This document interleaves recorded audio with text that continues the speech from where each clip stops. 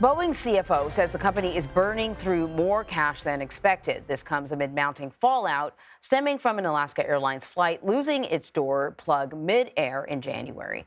So joining us now with more on this is CBS News senior transportation correspondent Kris Van Cleave. So why is the company burning through cash in this first quarter? Is it because it had to sort of stop production for a while to get things right, or are there kind of additional burdens on Boeing? Well, Boeing only stopped production for a day to do a safety stand down at its Renton plant, but they are producing fewer airplanes than planned when they built their financial budget for the year. They were planning to ramp up production of the 737 MAX starting in February to get closer to a production rate of nearly 60 a month. Instead, the FAA has said they can't go past 38, 39 airplanes a month, and they're building fewer 737s than that right now as they are working through some of these workflow changes, the safety changes, the quality control changes that they have identified, and that are likely that more will be identified as these investigations go on. So Boeing CFO said they are their cash burn is higher than projected, in part because they're making fewer airplanes. The 737 MAX is a cash cow for Boeing. So they had banked on an increased production rate and a high rate of deliveries to generate a lot of cash over the next couple of years as a big part of their cash flow. They're making fewer of the airplanes. They don't get paid till they deliver them. So that means their incoming cash flow will be less at a time where they're still spending money to build the airplanes and have the resources there to build them at a much faster rate than they're building them. So, as you know, there has been a lot of talk, though, about what is happening at Boeing. The door plug was just one concern, but it seems like there's been a series of incidents now. Several officials, including Transportation Secretary Pete Buttigieg and the head of the FAA, have certainly expressed concerns over quality control during production. Some have argued that the FAA's cozy relationship with Boeing might also be a factor. But, what is the company doing now to address these mounting concerns?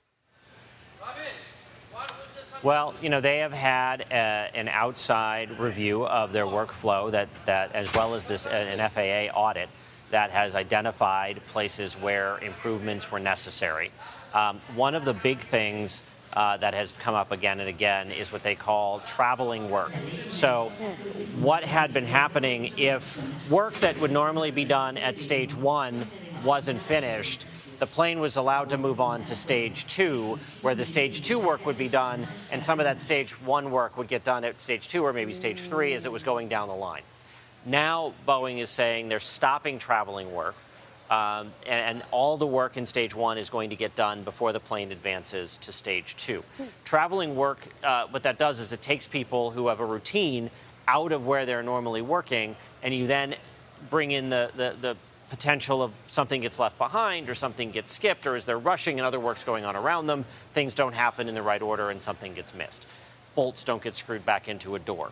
That is one of the big changes. They've also changed their bonus structure.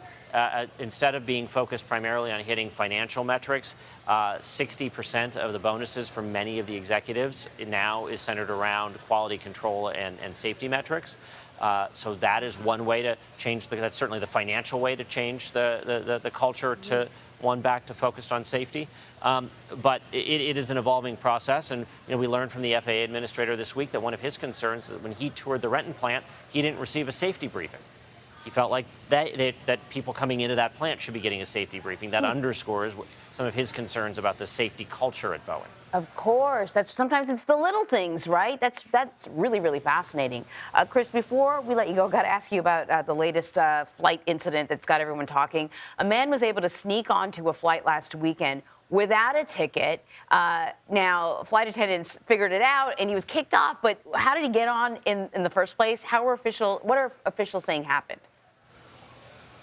Sure. So Sunday morning, this 26-year-old man had a standby ticket on Southwest Airlines, basically a buddy pass, but that requires there to be an open seat in order to get on the plane. He was trying to get back home to Texas after a ski trip, told investigators, according to court documents, that family was coming to Texas from Florida and he needed to get home. Well, that first Southwest flight was full.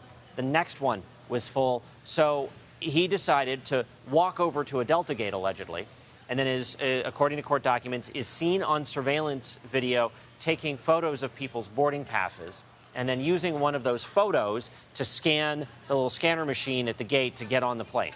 Basically used somebody else's ticket that he had taken a photo of to get on the plane. Court documents claim he then made a beeline for one of the bathrooms and hid basically in the bathroom until they were about to close the door.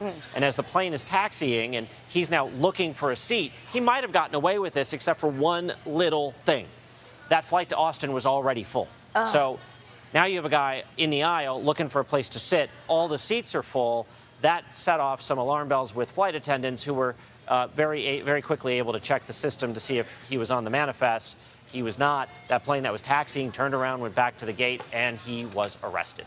And now, I mean, the penalty for this could be pretty stiff. So, I don't know if it was worth it. And he didn't get home any earlier. It's a felony charge. It's a felony charge, and he faces, if convicted, up to 5 years behind bars. So stowing away on an airplane is a serious crime. Yeah. The FBI is investigating, so it is not something that is taken lightly. Yeah, definitely.